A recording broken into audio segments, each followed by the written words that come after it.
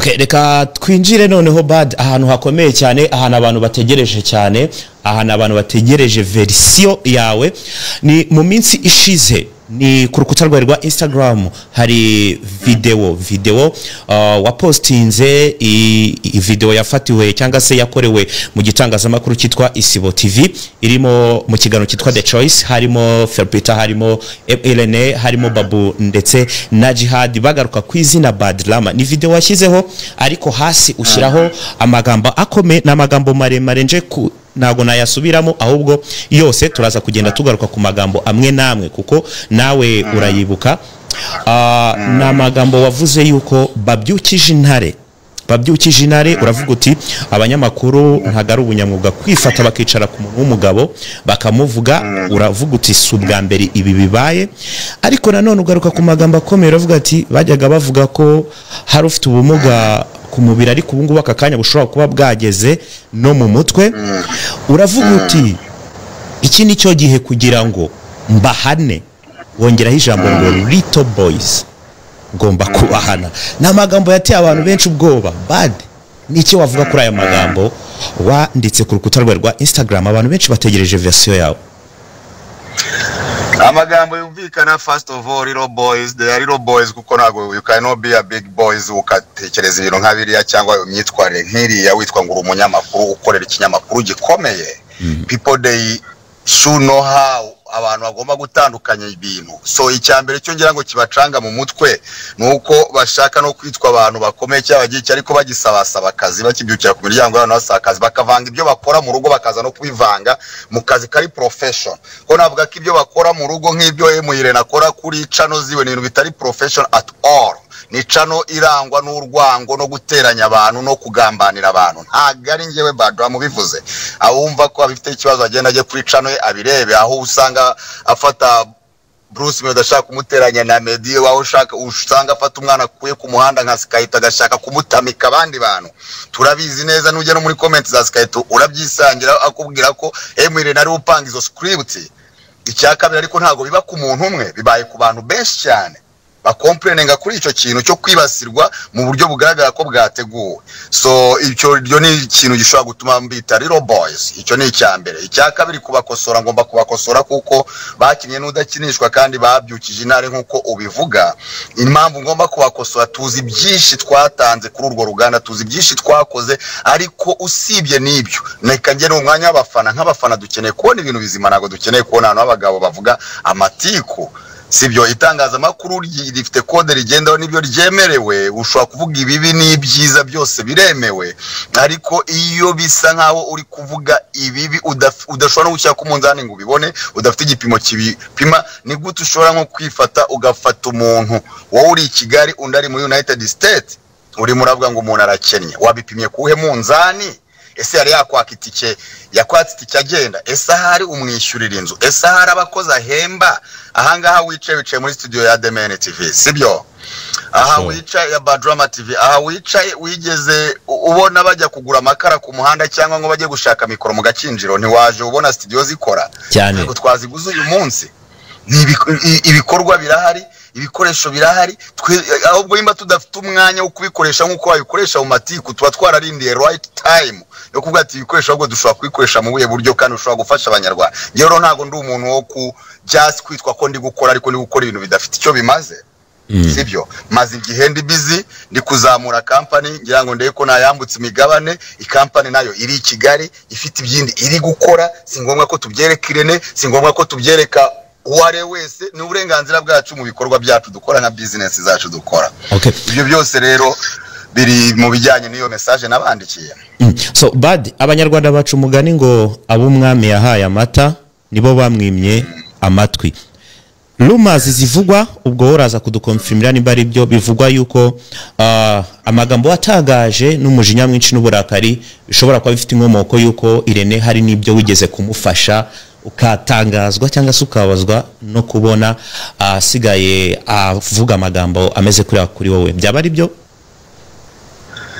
Ya ibyo nibyo uko nukuri kweruye kuko nge menya Irene ndumva hari saa 4 za mu gitondo nandi munsi ya Rufa Place ndi gushaka inzu ya office bona umuntu arahamagara ndamwitaba ati nitwa Irene nkorera ku Isango ati nyakubahwa mujya muza nimutumenye nimutubone mukavugana na Peter mukigendera atariko nyamara nanjye najya ngufasha mu kazi ati mfite uburyo najya ngufasha gupromoting ibintu bya neki ndavuga ntago nanga umuntu mfasha kandi nta nubwo ngira umuntu njya amagarika umuntu wese ushaka ko dukorana turakorana nta yindi mpamvu ari muteye kumamagara ni ibikorwa byanjye ko nge sinari imuzi we yaranzi kubera ibikorwa so imba waramenye kubera ibikorwa kuki ushobora kuza kuri mikoro gashaka kwereka abantu ko nta bikorwa bihari cyangwa byabaye sibyo baravuga ngo igihugu kitubaha kitagira abakuru cyangwa cyubaha amateka cyubahe n'abakuru nta gihugu kibaho so aba bana rero baje bakumva ko ngo bazabaruka abandi bavuyeho bimwe Jay Polly yaririmbye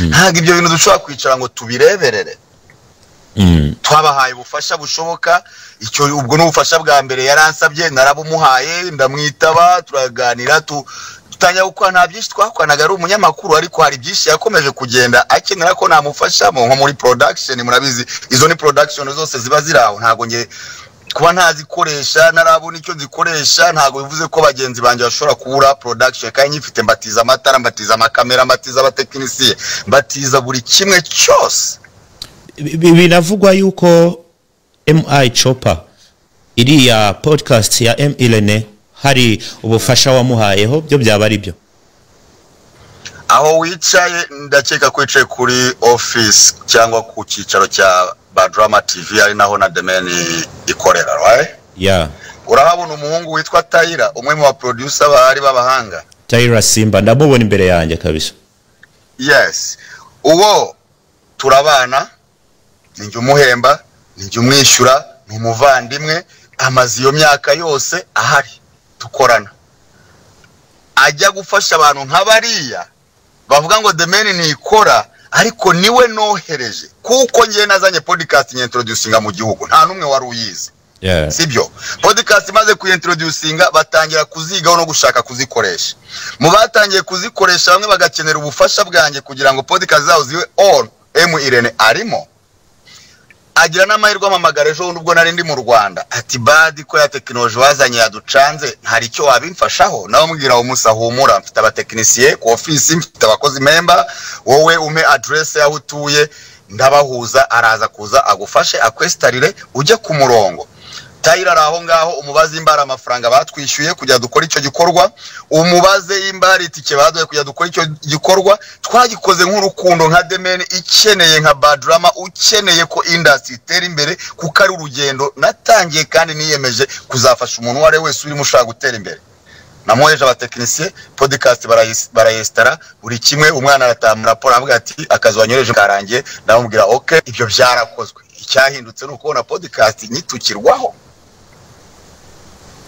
umaze kuyitukirwaho uba uravuze uti mugomba kubona ibihano Little Boys kandi ndaza kubahana ibyo bihano kuri M Irene tubifate nka surprise umufitiye cyangwa babitubwira n'abadukurikiye si surprise oredu ibihana birimo abo dukora n'abanyarwanda kandi bashatse gufata igice cy'abanyarwanda gakundi gato kujya bakagire nk'injiji babereke bo ibyo babo bashoboye kuba hari wowe ibyo ushoboye ntago ugomba gutuma ari ibyo abantu bose bumva ko ari byo biganje cyangwa ari byo biteye imbere sibyo so rero ibihano abirimo ukabo tubwana abanyarwanda bamaze kumenya ukuri bamaze kubona ubujiji bwe bamaze kubona ubugome bwe amatikuye bamaze kubona canoye uburyo isenya ahigeze mu bibazo byabayago murabibona aho igeze mu bibazo bya Badebeni murabibona aho yageze mu bibazo bya uriya mwana w'umuhanzi bamwita nde ufite ubumuga bwo kutabona Niyo Bosco aho iriya cano yamugeze kugera ku rwego ishobora kumufatika mukoresha ibintu meze nka drama abantu bagende barebe ibiganiro we wirukanye umuntu wanze umuntu umukuyo za cano ugize iki arongeye yitereye imbere gatoya uramugaruye kuri bwa bushukanye bwabo bamukangisha ngo nibo bafite platform ibyo imaze gusenya ni byinshi abantu bagende babirebe nta butumwa wa M Irene bad ubutumwa na mwana amubwira ko yuri igiti batareshya kandi namubwira ko nta rutugu rwakuze ngo rusumbe ijosi ikindi cya kabiri namubwira ko industry arimo yo yaramutoraguye iramufasha iramurera imugira uwari we abyumva ntago yaza gusenya bamwubatse abantu bose guhereye kuri njyewe n'abandi benshi nzi babigize mu ruhare kugira ngo Emirene abona havugira. Emirene ntago wazanye teknolojia yaca no mu Rwanda. Ibyo bintu ni ibintu nagizemo uruhare mbifashijwemo na campus producer campus. Ubwo twafataga umwanzo wo kuvuga ngo twigisha abanyarwanda bose bamenye YouTube channel ibyo bakora bashobora kuba bakora babibyaza umusaruro ndetse bakabanashobora kwifashisha urwo rubuga mu kumenyekanisha ibikorwa byabo batarenze kwisunga ibindi bibavuna kubera ikibazo twari dufite mu Rwanda cyari ikibazo gikomeye aho buri muntu yakoraga projet akayijyana ku Nyarwanda ngo bayimwa uploading nk'abantu bamenye technology imbere barayimenye ariko ntibayigishije abanyarwanda aho nayimenyeye nayigisha abanyarwanda uhereye icyo gihe abantu batunga amacano yabo ndibuka nibwo nka Isimbi TV nibwo yavukaga.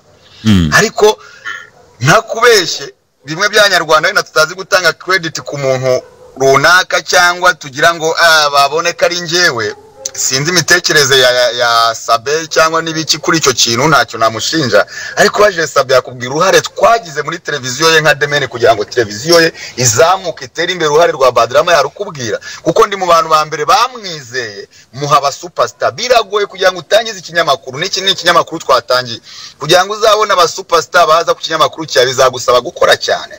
Okay. Bigoye kugira ngo abone nk'aba superstar ariko narabikoze muhereza abahanzi banjye nanjye ubwanjye buri kimwe cyose kinyamakuru gitera imbere. Okay. So tugana ku musozo ikibazo cy'amatsiko Bad nawe waba uri inyuma ya Big Energy Team? Kagumbwire ikintu nicyo nemera abantu barwanirira ukuri banga ibinyoma banga amatiku ngiye igihe cyose nabajya inyuma. Imba Big Energy biyumva muri yo category mbari inyuma. Imba banga itiku bakanga ubuswa bakanga ubugome guhemuka n'ibiki abo ngabo nabambari inyuma. Nabambari inyuma cyane cyane ko mu bibazo barwana Yago n'umuhanzi n'umunyamakuru ni byinshi twakoranye ibintu byinshi cyane kugeza Yago nawe ndamuvuzeho gato. TV ya Yago nayigizemo uruhare nayo kugira ngo nyifashe kugira ngo itangire igere aho abanyarwanda bayibona. So ntago wanaza no kuyisenya gutya gusa nanone tutabona impamvu ushaka kuyisenya ngo tupfe kwemera kuyisenya ko nibuka ko Yago TV show itangira yamaze nk'amezi 2 ikorera ku office wanje kuri Demene. Abantu bashobora kujya mu mavideo wenda usibye ko basigaye bibantura no bagatsiba bimwe na bimwe ariko bagiye muri cyangwa yagara hari muzamuhamagare mu biganire cyangwa mu bimubaze imba ari byo. Yago TV show yakoreye kuri Demene nk'amezi 2 iri kwiyubaka igera naho ibasha kwafodinga n'izindi locations buri kimwe cyose nanjye ubwanye nyi participaho mu kuyifasha kwishakira aba influencers bayivugiraho mere ku banzi banjye bari bakomeye icyo gihe utashoboraga gupfa kwafodinga bose bayinyuzeho tumuha amahirwe turakorana tugira n'ibikiro kuba aba Big Energy barwanira Yago TV kugira ngo Yago TV ibeho nanjye ni televiziyo nafashije imba koko barwanira muri uko kuri ko kuvuga ngo nitwanga nidushaka amatiku nidushaka ubugome nidushaka bavuga ko bamwe bazaba bavuyeho nta mpamvu nabashyigikira. Okay.